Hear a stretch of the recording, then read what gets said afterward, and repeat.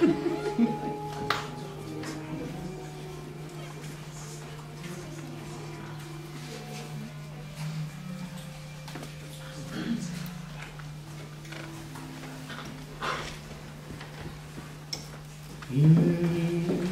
a lonesome old town when you're not around.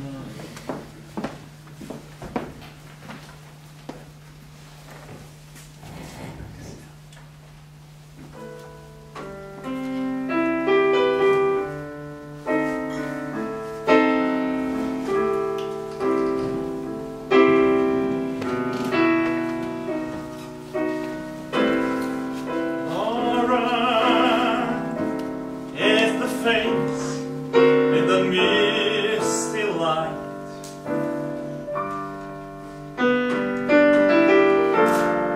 footsteps that you hear down the hall,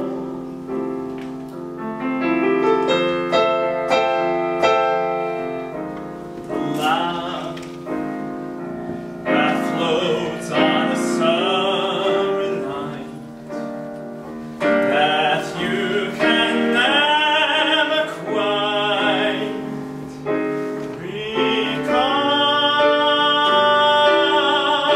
and you see Laura on the train that is passing through. Those eyes, how familiar they seem.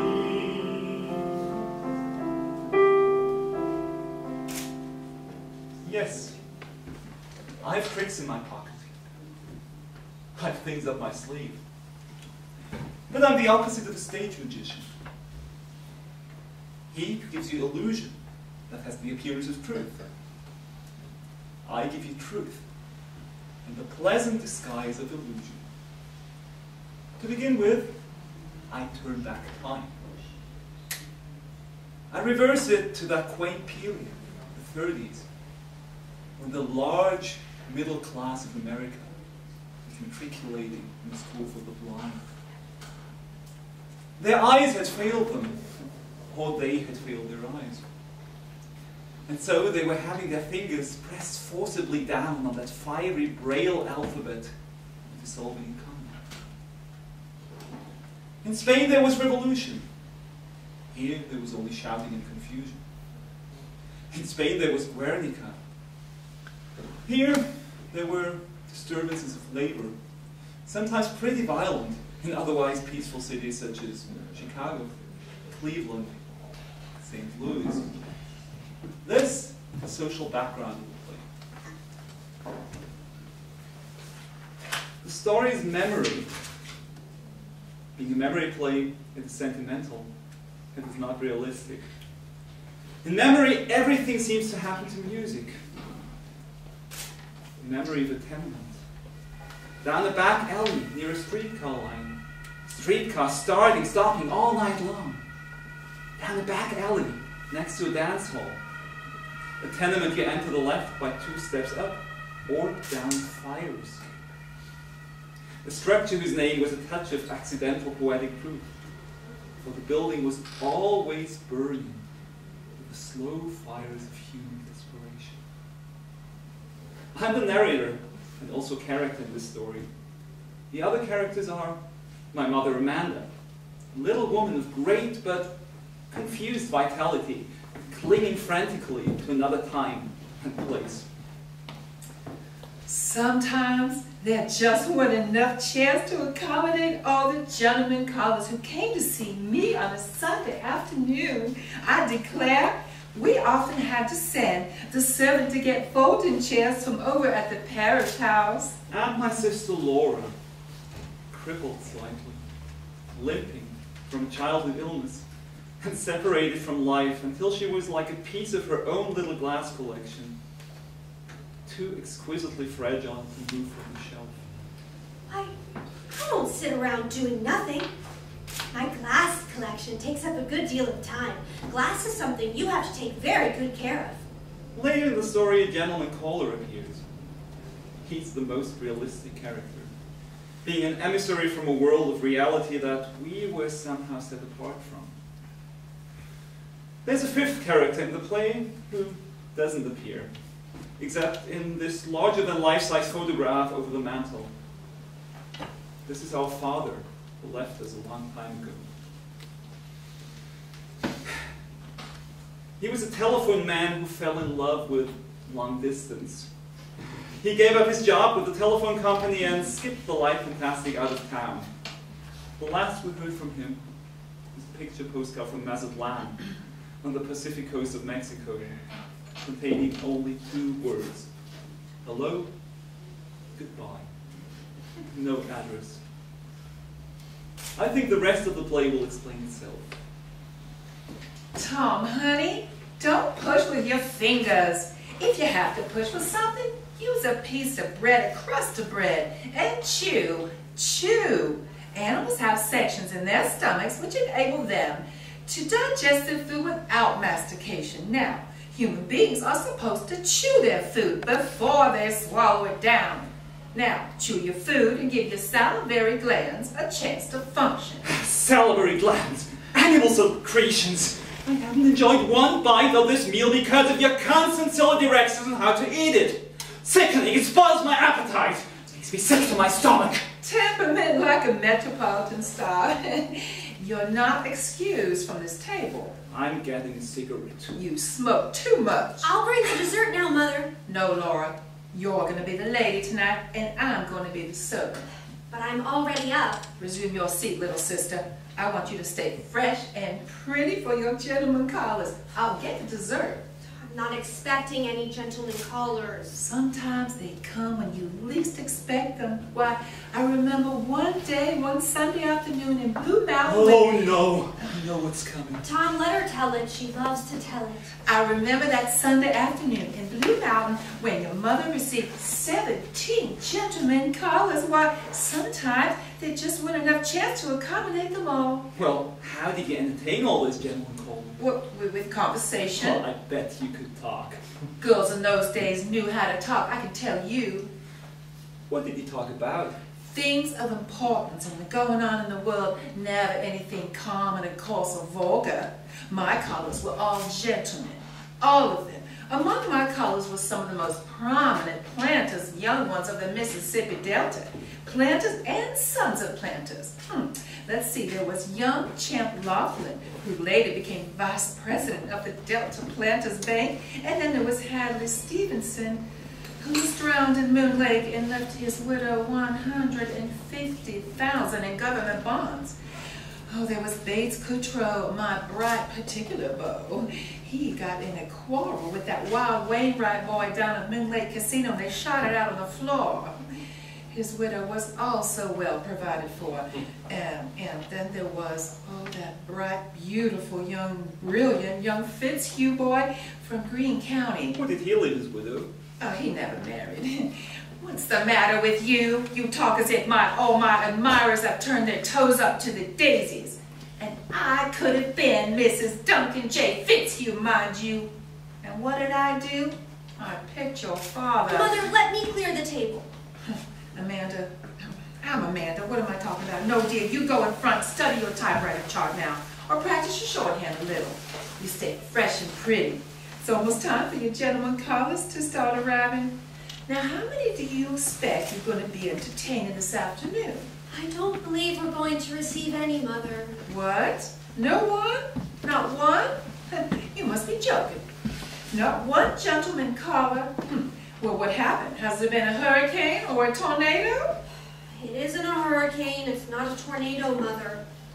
I'm just not popular like you were at Blue Mountain. Oh, that's nonsense. I don't believe it. You stay right there and be fresh and pretty. Did you brush your hair? I noticed it needed some brushing. You know, Tom, Mother's afraid I'm going to be an old maid.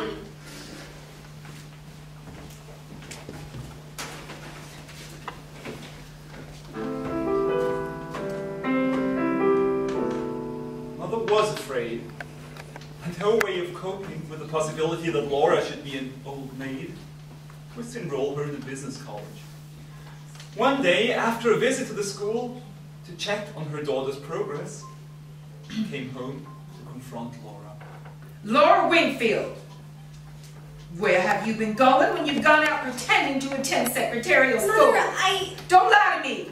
I stopped by the school today to see how you were doing, and what did they tell me? That you haven't been attending for weeks, and that your hand shook so badly you couldn't hit the right keys on the typewriter, and that you were sick to your stomach the first time they gave you a speed test. Now, after that, you never showed up again. Oh, please, Mother. Where have you been going? I've just been going out walking. Walking? From 7:30 until 5 every day? You mean to tell me that you've been going out walking because you wanted me to think that you were going to secretarial school still? It wasn't as bad as it sounds. I went inside places to get warmed up. Inside where? Well, I went into the art museum and the birdhouses at the zoo. I visited the penguins every day. Sometimes I went without lunch and I went to the movies. You did all this to deceive me? Just for deception? Why? Why? I couldn't face it. Mother, when you get so disappointed, you get that awful suffering look on your face, like the picture of Jesus' mother in the museum. Hush now. So what are we going to do with the rest of our lives, huh? Stay home and watch the parades go by?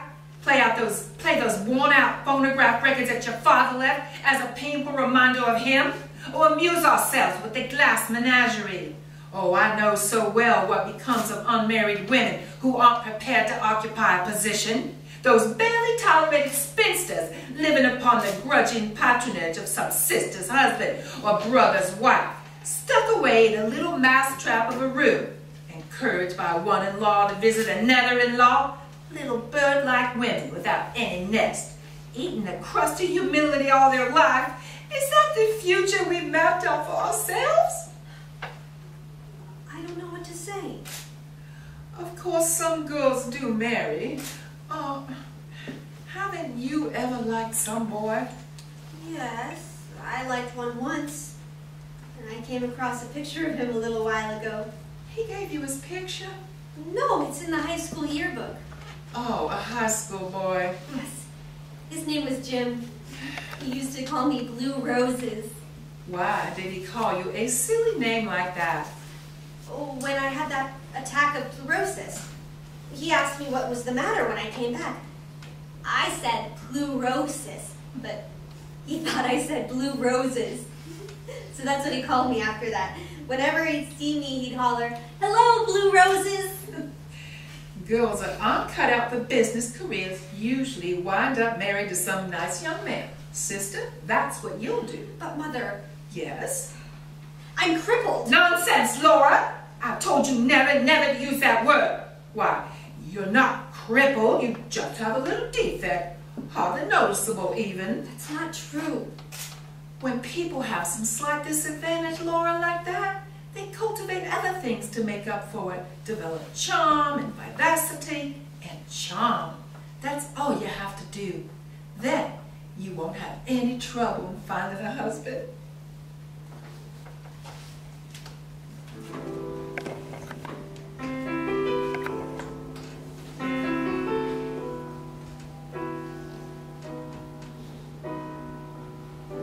From that day on, the idea of getting a gentleman caller for Laura began to play a more and more important part in Mother's calculations.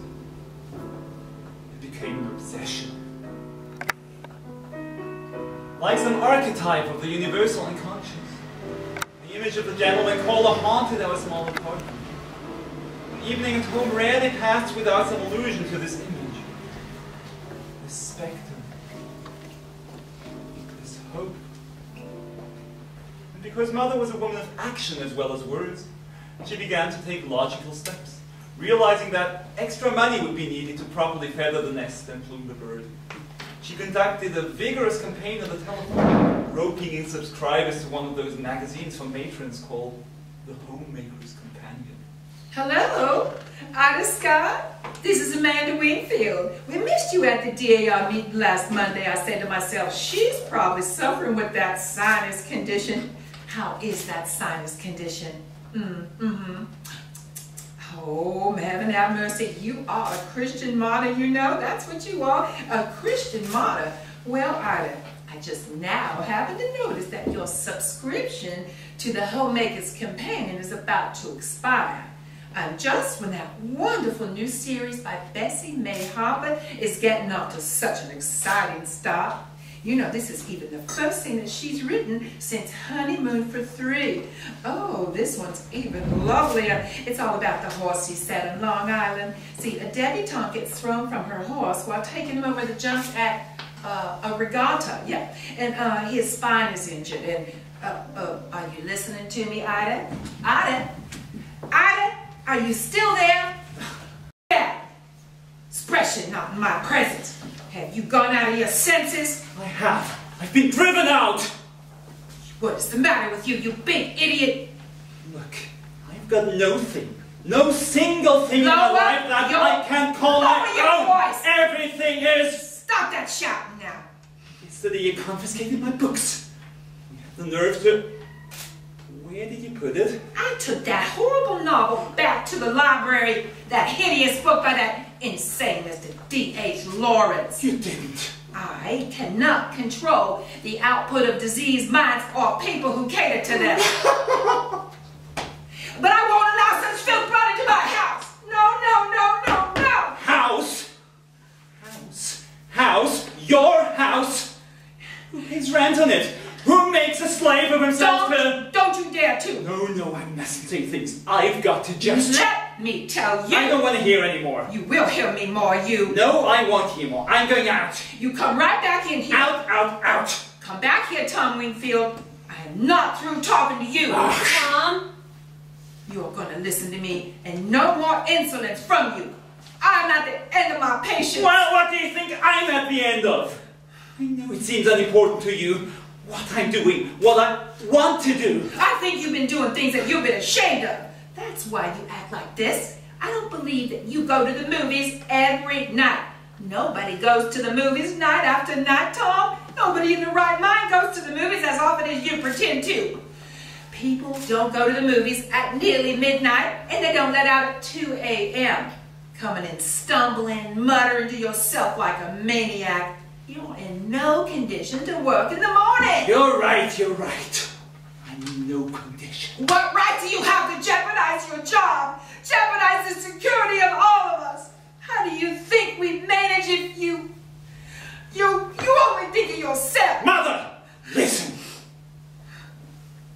You think I'm crazy about the warehouse? You think that I enjoy going down there to the Continental Shoemakers? You think I want to spend 55 years down there in that Celtics interior with fluorescent tubes? I'd rather somebody picked up a crowbar and battered my brains out than go back there every morning. Every time you come into my room yelling that goddamn, rise and shine, I say to myself, how lucky dead people are.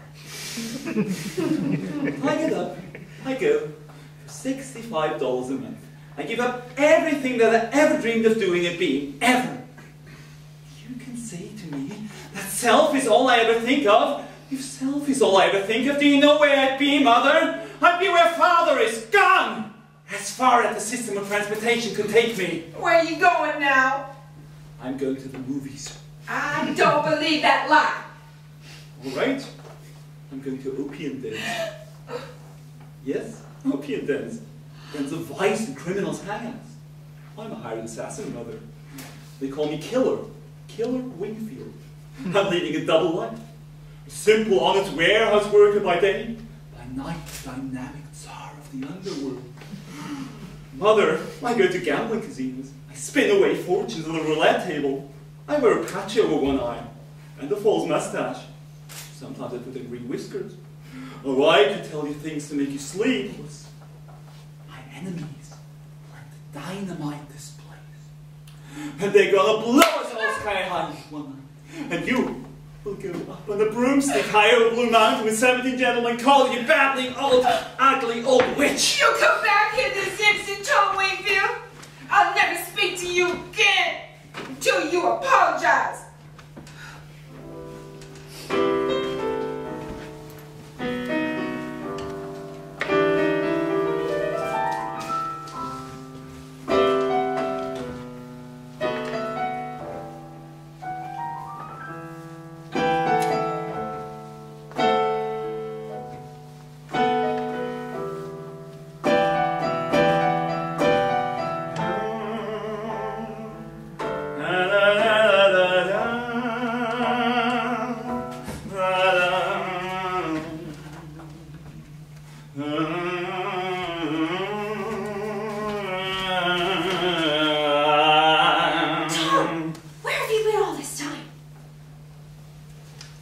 been to the movies. All this time at the movies? Well, it was a very long program. It was a great Ogawa picture, and the Mickey Mouse cartoon, and the travelogue, and the newsreel, and the preview of coming attractions. And there was an organ solo and a collection for the Miller film simultaneously, which ended up in a terrible fight between the fat lady and an usher. Did you have to stay through everything? Of course. No, I forgot. There was a big stage show! Tom, shh! What are you shushing me for? You wake up Mother! Good! That will pay her back for all those rise and shines! Please, don't yell! You know, the headliner of the stage show was this guy, Malvolio the magician. He did a trick with a pitcher, and he poured water from the pitcher into a glass. And you know what it turned out to be? Whiskey. And you know how I know it turned out to be whiskey? Because he needed someone to come up out of the audience, taste it. And I came up both shows. Tom, you lie down now, and in the morning I want you to apologize to Mother. Laura, there was another trick. A coffin trick. That was the wonderfulest trick of all.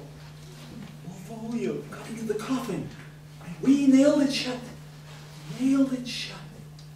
And he got out of the coffin without removing a nail. Without removing a single nail. That's a trick that would come in handy for me to get me out of this 2x4 situation. Rise and shine, rise and shine. I'll rise, but I won't shine. Laura, tell your brother his coffee's ready. Tom, it's nearly 7. Don't make Mother nervous. Make up with her, speak to her. Well, she won't speak to me. It's her that started the not talking. If you say you're sorry, then she'll start speaking again.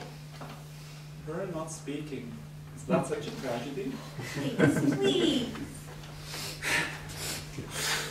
Mother, I apologize, Mother. I'm sorry for what I said, for everything that I said. I didn't mean it.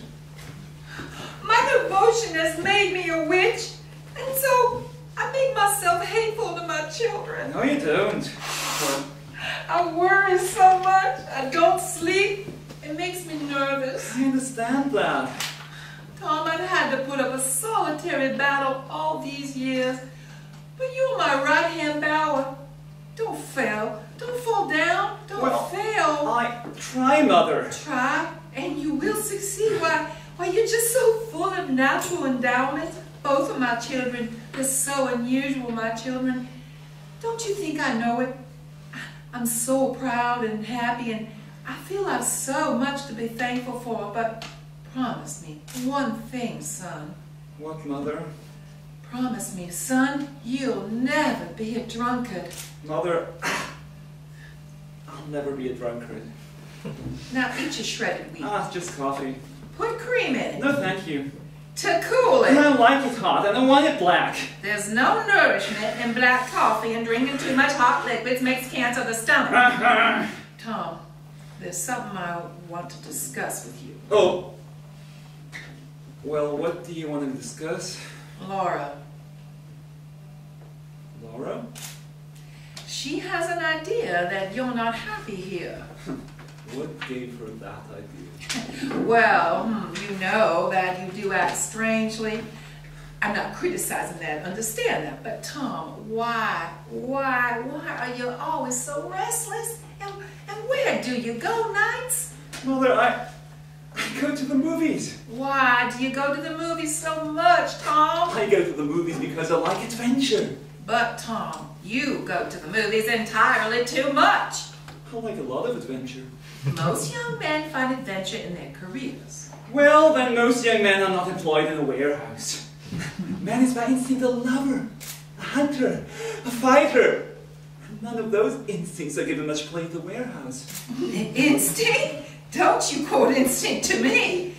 Instinct is something that people have gotten away from. It belongs to animals, and Christian adults don't want it. Well, what do Christian adults want then, Mother? Superior things. Things of the mind and of the spirit. Only animals have to satisfy instincts, so surely your aims are higher than theirs, than monkeys and pigs. I swear more and more you remind me of your father. He was out all hours without any explanation, and then he left. Goodbye. Left me holding the bag. I saw that letter that you got from the Merchant Marine, and I know what you're dreaming of. I'm not standing here blindfolded, Tom.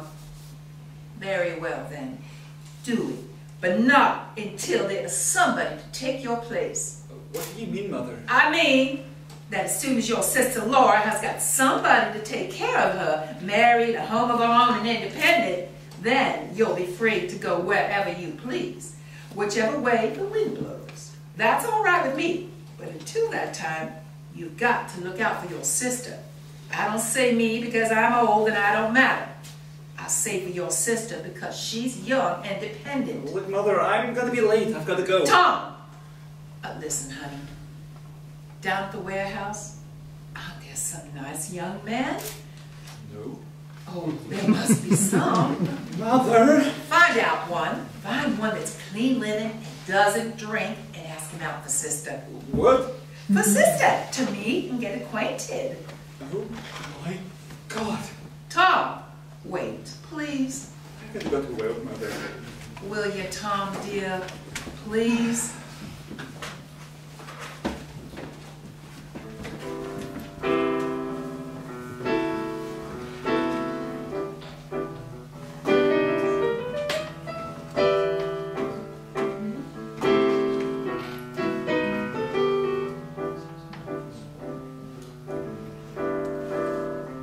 Across from the alley from us was the Paradise Dance Hall. Evenings in spring, the windows and doors were open, and the music came outdoors.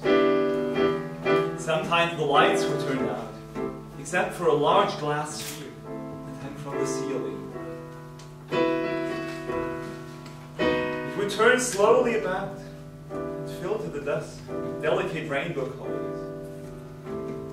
Then the orchestra played a waltz, or a tango, something that had a slow and sensuous rhythm. Couples would come outside, to the relative privacy of the alley. You could see them kissing behind ash pits and telegraph poles.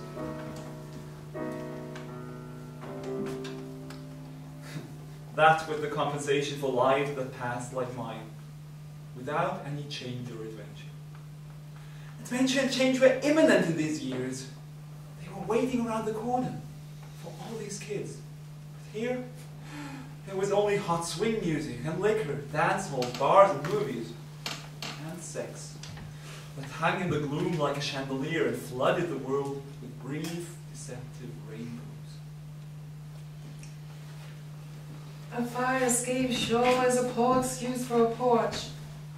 What you out here looking at? The moon. Is there a moon this evening? It's just rising over Garfinkel's delicatessen. So it is. A little silver sliver of the moon. Have you made a wish on it? Mm-hmm. What did you wish for, Tom? That's a secret. A secret, huh? Well, I won't tell you mine either. I will be as mysterious as you. I bet I can guess what yours is. Is my head so transparent? You're not a sphinx. No, I don't have secrets. I'll tell you what I wish for on the moon. Success and happiness for my precious children. I wish for that whenever there's a moon, and when there isn't a moon, I wish for that too.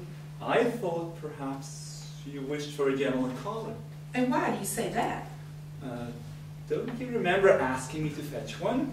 I think I've made that suggestion more than once. Yes, you have made it repeatedly. Well? Well, you're going to have one. What? A gentleman caller. You mean you asked some nice young man to come over? Yep, I asked him over for dinner. Soon? Pretty soon. How soon? Well, he's coming tomorrow. Tomorrow? But Tom! Yes. Tomorrow's just too soon. It doesn't give me any time. Time for what? Preparations. Why didn't you phone me at once as soon as you asked him? The minute that he accepted, then, don't you see? I could have been getting ready. You don't have to make any fuss. Oh, Tom, of course I have to make a fuss. I want things nice and not sloppy, not thrown together. We can't have a gentleman collar in a pigsty. All my wedding silver has to be polished. The monogram table linen ought to be laundered. The windows have to be washed and fresh curtains put up. And how about clothes? Well, we have to wear something, don't we? Mother! This boy is no one to make a fuss over. Do you realize he's the first young man that we've introduced to your sister? If you're going to make such a fuss, I'll call it off. I'll tell him not to come. You certainly won't do anything of the kind. Nothing offends people more than broken engagements. Now, it simply means that I'll have to work harder. We won't be brilliant, but we'll pass inspection. Oh, thank heavens that I got that new sofa. Of course, I'd hoped that to have these walls repapered. So what is this young man's name? His name is O'Connor. Irish. Of course, that means Fred Fish, and tomorrow's Friday. Tom, he doesn't drink, does he? Now, why do you ask me that?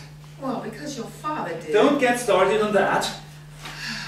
Aha. He does drink, doesn't he? No, not that I know of. Make sure. Be certain. The last thing that I want for my daughter is a boy who drinks. Well, aren't you being a little premature? Mr. O'Connor has not yet appeared on the scene.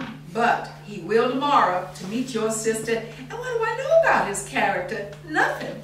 Old maids are better off than wives of drunkards. Mother! Be still now.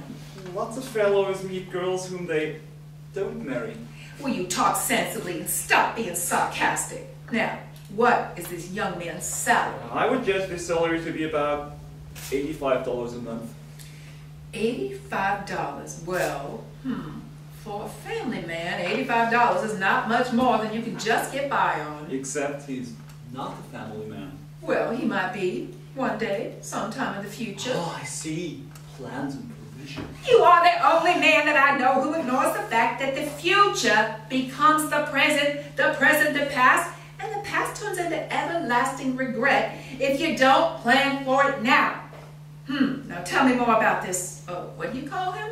James D. O'Connor, the D's for Delaney. Irish on both sides, and doesn't drink. Well, shall I call him up and ask right now? Not too good looking.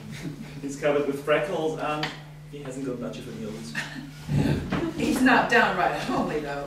Not downright homely, just medium homely, I'd say. Well, character is what to look for in a man, Tom. At least, I hope he's the type that's up and coming. Well, I think he really goes in for self-improvement. And what reason do you have to think so? He goes to night school. Splendid. And what does he study? Radio engineering and public speaking. Ah, then he has visions of being advanced in the world. Mother, one little warning. He doesn't know about Laura. I didn't let on that we had dark ulterior motives. I just said, why did you come and have dinner with us? He said, okay. That was the whole conversation. I bet it was. You're about as eloquent as an oyster. When he sees how lovely and sweet and pretty Laura is, though, he'll thank his lucky stars if he was asked for dinner. You mustn't expect too much of Laura. What do you mean? Well, she does seem all those things to you and me because she's ours and we love her. We don't even notice she's crippled anymore. Don't say that word! You know that I never allow that word to be used. But face facts, Mother, she is, and that's not all. She lives in a world of her own, and those things make her seem a little peculiar to people outside the house. Don't say peculiar! But she is! She lives with a dream world of little glass ornaments, and she plays old phonograph records. Those can't help but make her seem peculiar to people. Where are you going? I'm going to the movies. I don't believe you always go to the movies, Tom. Good night. Laura? Laura? Yes, Mother? You let those dishes go. Come on in here. What do you want, Mother? Laura. Honey, come outside and make a wish on the moon. The moon? A little silver slipper of a moon. Now look over your right shoulder. Laura, make a wish. Make a wish, darling. Wish. What shall I wish for, Mother? Oh, happiness, good fortune. Maybe just a little bit of good fortune.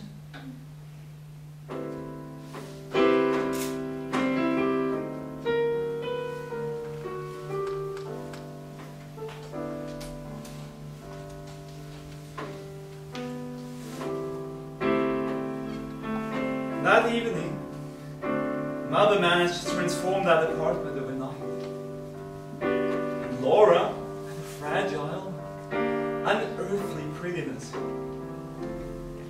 almost like a piece of translucent glass touched by light, given a momentary radiance, not actual,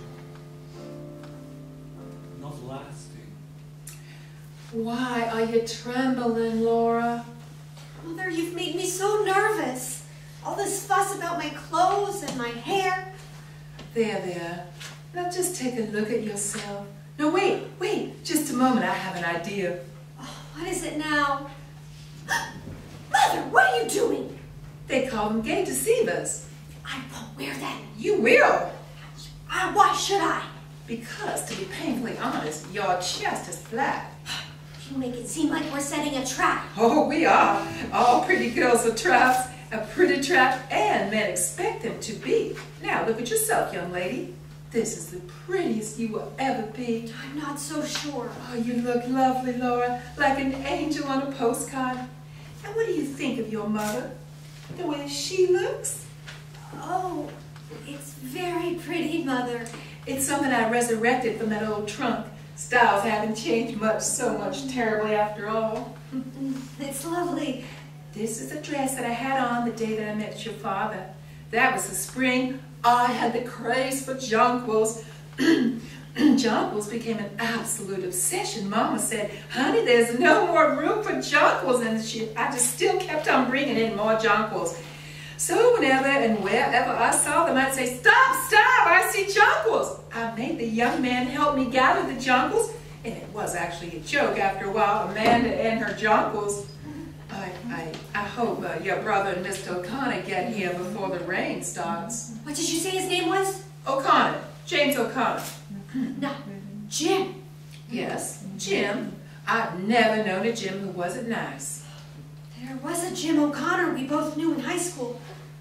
Oh, if it's the one that Tom is bringing to dinner, you'll have to excuse me. I won't come. And what sort of nonsense is this? You asked me once if I ever liked a boy. You mean Laura? Laura, were you in love with that boy? All I know is, Mother, if it's him, I won't come to the table.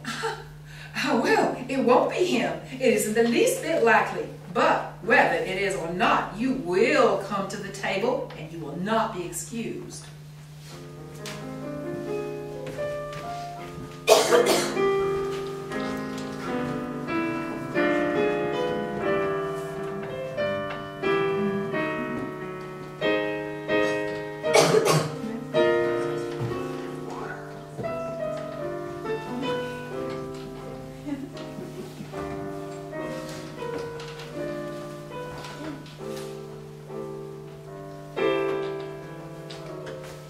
I brought Jim home to dinner.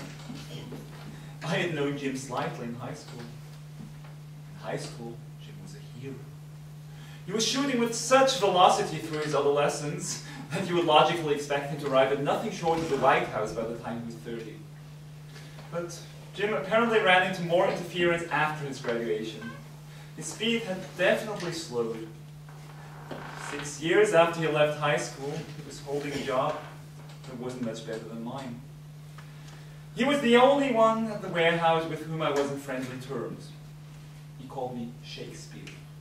I knew that Jim and Laura had known each other at school, and I had heard Laura speak admiringly of his voice. I didn't know if Jim remembered her or not. In high school, Laura had been as unobtrusive as Jim had been astonishing. If he did remember Laura, it was not as my sister. For when I asked him to dinner, he grinned and said, "You know, Shakespeare, I never thought of you as having folks." I was about to discover that I did.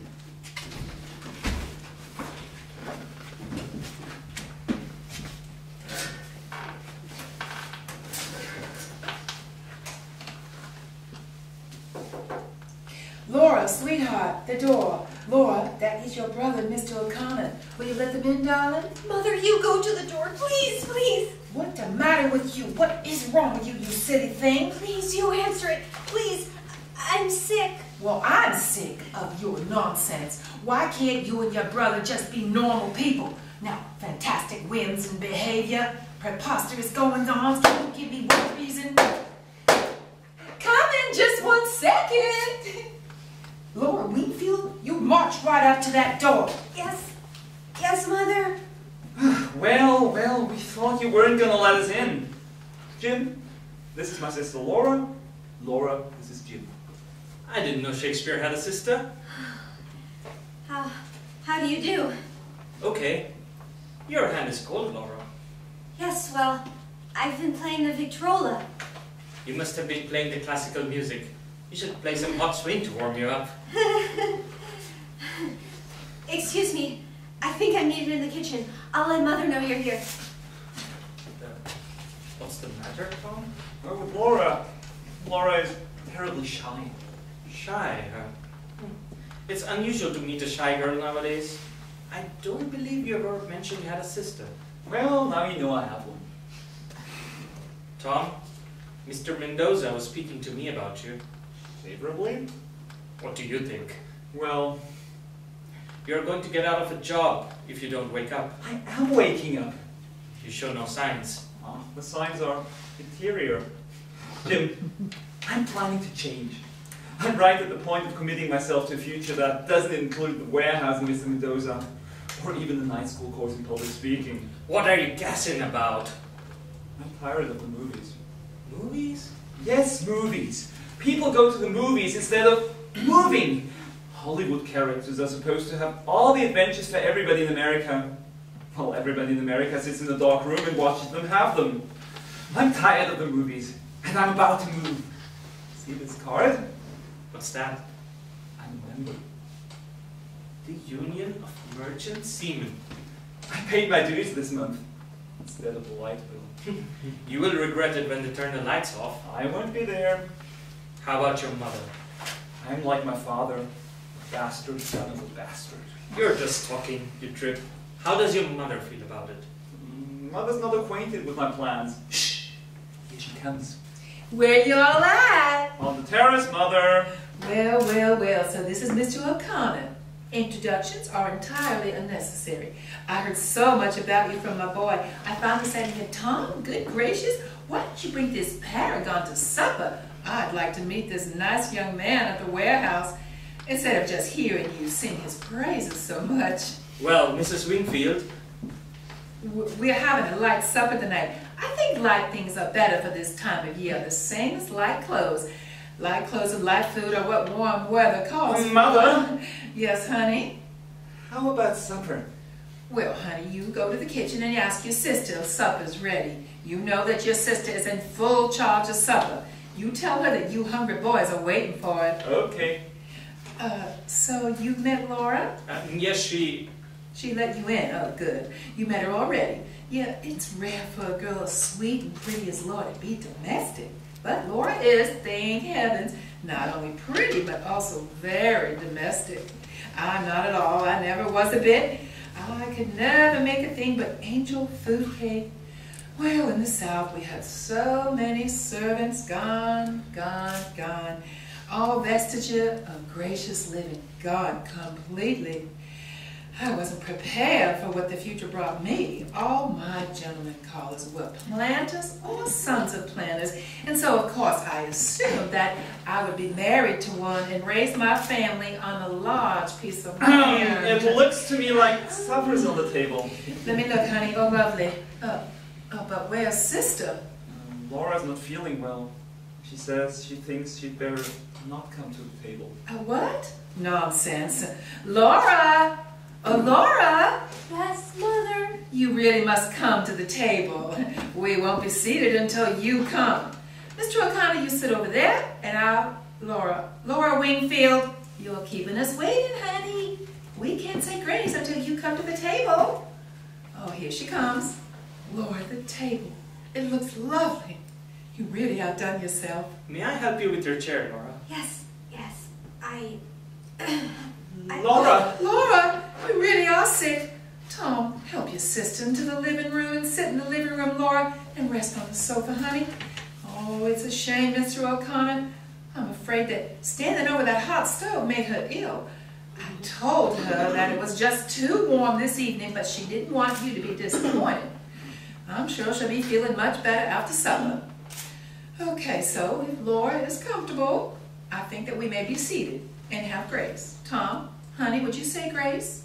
Oh, for these and all thy mercies, God's holy name be praised. We had barely eaten the last bite of dessert when the lights went out. Hey there, Mr. Lightbulb. And where was Moses when the lights went out? Do you know the answer to that one, Mr. O'Connor? No, ma'am. What's the answer? In the dark. Everybody now sit still. I'll light the candles. Now which one of you gentlemen can provide a match? Here we are. Oh, thank you, sir. Oh, isn't electricity a mysterious thing? Wasn't it Benjamin Franklin who tied a key to a kite? My, we live in such a mysterious universe, don't we? Some people say that science clears up all the mysteries for us, but in my opinion, it only creates more. It surely can't be a fuse, Tom. Yes, Mother? That light bill I gave you several days ago? The one I told you we got notices about? Oh, yeah? You didn't neglect to pay it by chance. Why, Shakespeare here probably wrote a poem on that.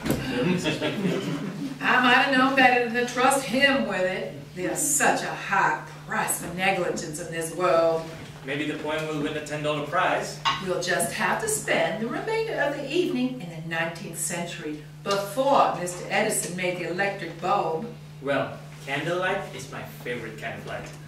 Well, that shows that you're romantic.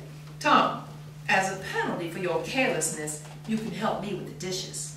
Let me give you a hand. Oh, no, indeed you will not. I ought to be good for something. Good for something? Sister is all by her lonesome. You could go and keep her company in the parlor. I'll give you this lovely old candelabrum, and how about you coax and sister to drink a little wine? I think it would be good for her. Can you carry everything at once? Sure, I am Superman. I think you are. I really think you are.